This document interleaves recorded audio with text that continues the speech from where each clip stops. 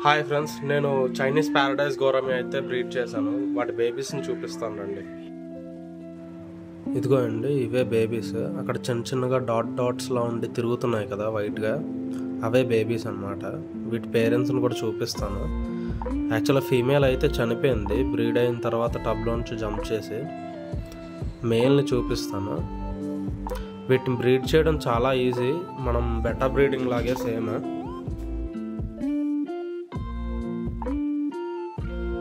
ఇక్కడ కనిపిస్తుంది కదా ప్యారడైజ్ గోరామి, ఇదే మేల్ అన్నమాట. ఆ బేబీస్కి ఫాదర్.